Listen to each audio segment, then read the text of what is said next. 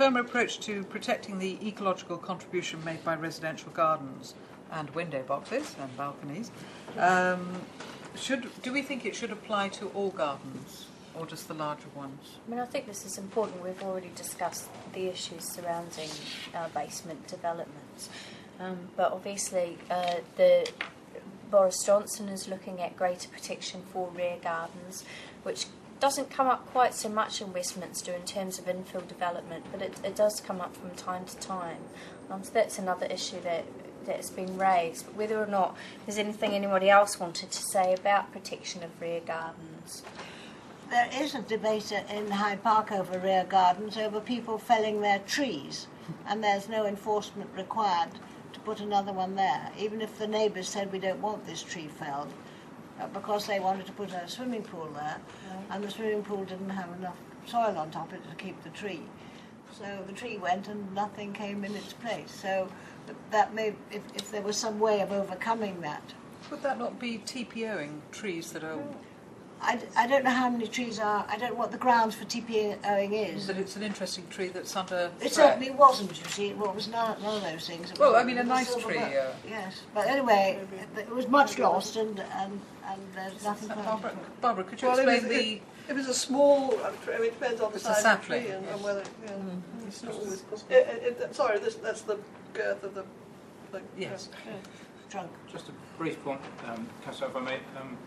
I believe it's the case that if a tree is in a conservation area and it doesn't have a tree preservation order on it, but if you fell it without consent, you're supposed to give 6 weeks' notice. If you fell it without doing that, that is an offence, and there is a legal obligation to replant another tree unless the council chooses to dispense with it. That's my understanding. Now, I know 80% of the City of Westminster is covered by conservation area, but what about the other 20%, which might have been this case? And actually, another issue is that if you... Can I get an answer to this question first, Dan? I think in writing saying, I hope someone will correct me if they know better, that if you're outside a conservation area and you cut down a tree in your garden that isn't covered by a tree preservation order, then there's absolutely no control there. But that if you're concerned about trees, you can invite the council to come and inspect and see if it needs a TPO. One of the issues is if you let ivy grow into a tree, it will eventually kill it. And we have a wonderful example watching ivy growing, and it's very nearly killed the tree.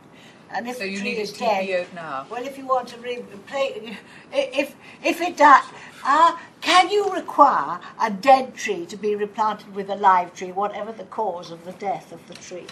I think that's one for Mr. Akers, who's not here. So, Anne, you know his email. So, and perhaps you could let the rest of us know. And sorry, just very quickly again, when I had an office, I watched a tree come zooming down across the sightline from my window, phoned up the council, this is some years ago admittedly, and I was told it must be a great shame to see this happen out of the blue, but there was nothing to be done at all, and it took me ages to get over it, because it was a lovely tree. They were doing some development, the council was. So there are circumstances in which nothing can be done.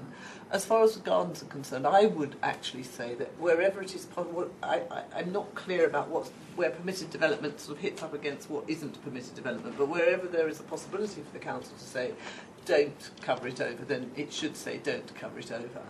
But I don't think and I know this wouldn't be a planning matter anyway, but I don't think we want to go down the path of saying you must grow all sorts of lovely things in your garden, otherwise we'll get cross with you. I think people are entitled to have weedy gardens and things until their neighbours say, look, it's blowing over my wall, because otherwise life is unbearable if you get bossed about that much. Is that generally agreed with, that we don't want the council to come and inspect your petunias? You should stick to the public domain and the bits that you own and manage, really.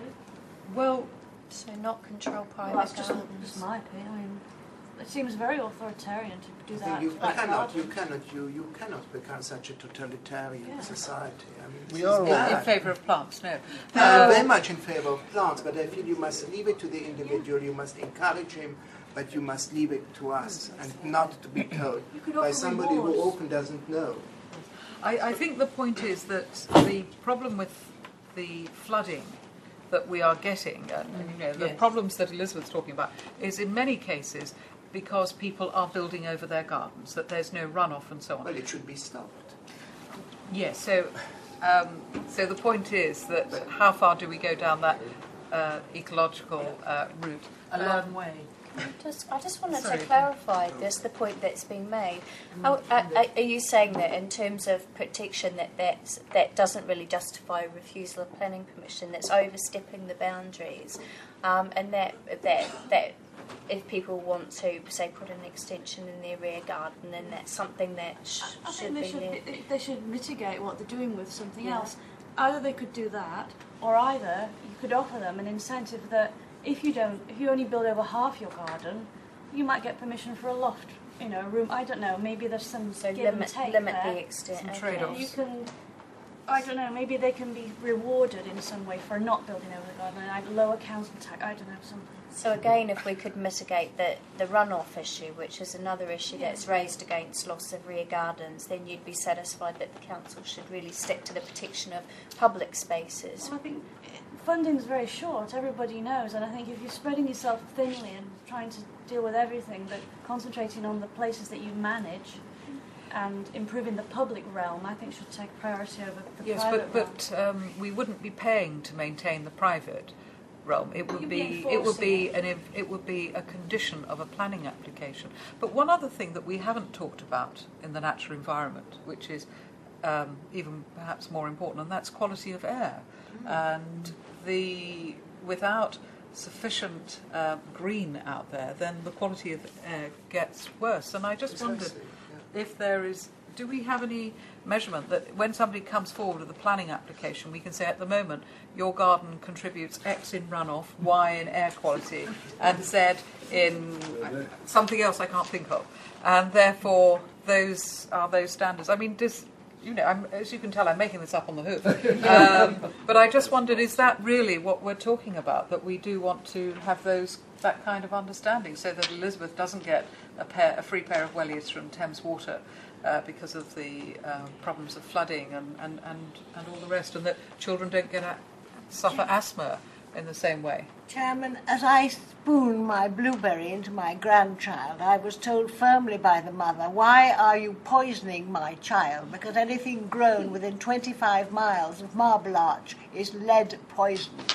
So I don't think any decision that we make about the city of Westminster would have to be a London-wide thing, although the idea of considering our policy is I just wonder whether ineffectual, I think. it's practical. There's Sorry, I was be just gonna dying make- to make a point. I was just going to make the point before when you were talking about not intervening in what people kind of do in their back gardens. I think the point, my understanding of this question was that at the moment we have design policies which resist people building over significant proportions of their back gardens for the various reasons of not infilling all the spaces between buildings, not losing amenity space, rather than the fact that we want to tell people what to grow. So it's just to make that point, really. I think as well, in one of the other briefing notes, you may not be aware, I'm pretty sure I've seen it in there, in terms of the water runoff, it has been raised, for another workshop, should we set targets for attenuating water runoff? So if you allow development, should you also require that to be offset, that they need to attenuate a certain percentage of the runoff that's caused by the fact that they have covered over the area? So that's being raised at another workshop. So it's something that we will be reflecting back from this workshop That's as well. right, yeah. So any points that you raise against, if you support that, then feel free to let us know here tonight to save you coming Could back you on make a that different one. retrospective of planning applications that have not yet been implemented? I think that we would have some. I'm sure the officers will support me in this. I think if permission has been given and it's still valid, I think that's it, really. Yes, there's just nodding going on around the table. Right. Yeah. Shall we make a break at this point? There's some food, all of it grown with it. No, it hasn't. But can I just recommend the water to you, which is Westminster City Council's. It's come out of Thames Water pipes and been filtered and bottled here.